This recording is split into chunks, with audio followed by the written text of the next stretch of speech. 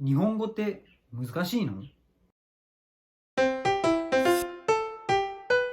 Yo, what's going on 日本？リックやで。私はね、外国人としてね、日本語って難しいですかっていう質問がよく聞かれるんやねんけど、なんでその英語が母国語の人から見たら、日本語は難しいって言われてるかっていうと、多分やねんけど、日本語では3つの文字があるんですね。ひらがなとカタカナと漢字なんですね。これを勉強するのがなかなかハードルが高いみたいだと思うんですね。でその英語はローマ字しかあらへんから、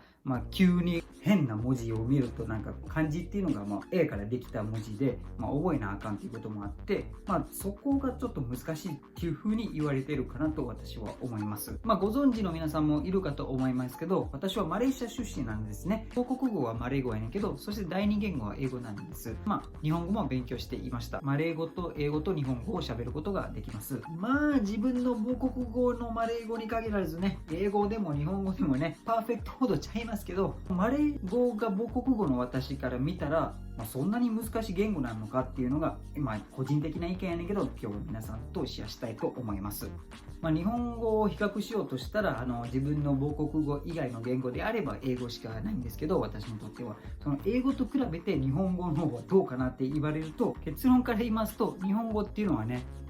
美しい言語かなと私は思います。難しいというよりも美しいですね。非常に学びやすい言語かなと私は思います。なぜかというと、ルールがちゃんと守ってる言語なんですよ、日本語は。このひらがな、カタカナ、漢字っていう文字もね、それぞれの役割があるんですね。そのそれぞれの役割をさえ覚えていけば、割とね、そんなに難しくないもんだと思うんです。例えば、カタカナとかはね、外来語が中心で使われたりするとか、あと漢字もあって、その漢字はね、ちゃんと読めなくても形を見れば大体こういう意味なんちゃうかな推測することもできるし、ひらがなはね、漢字で表しにくい単語とかで表したりするとか、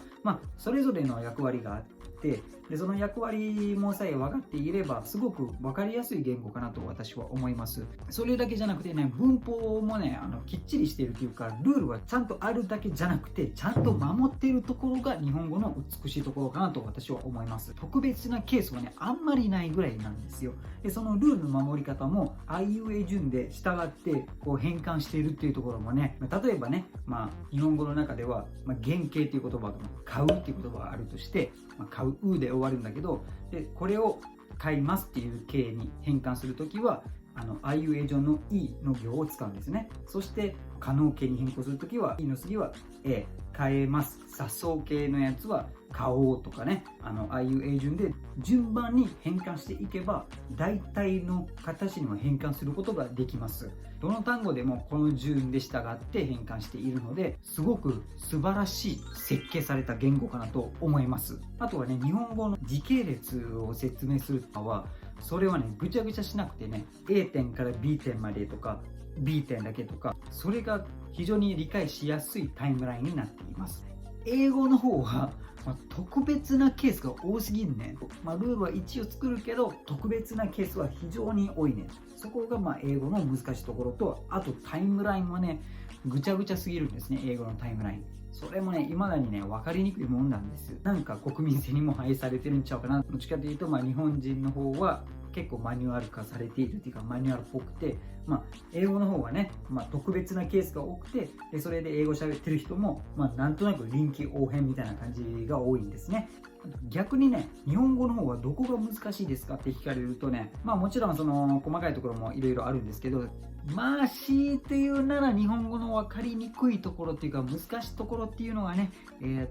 えば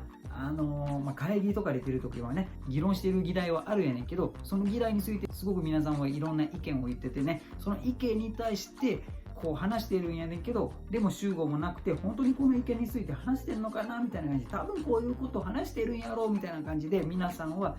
確認はせずにね、多分こういうことなんちゃうかなってずっと頭の中でふわふわで思っていて、結果的には結論が出ないというやつが、日本語の難しいところっていうか分かりにくいところかなと私は思います。まさにこういう感じですね。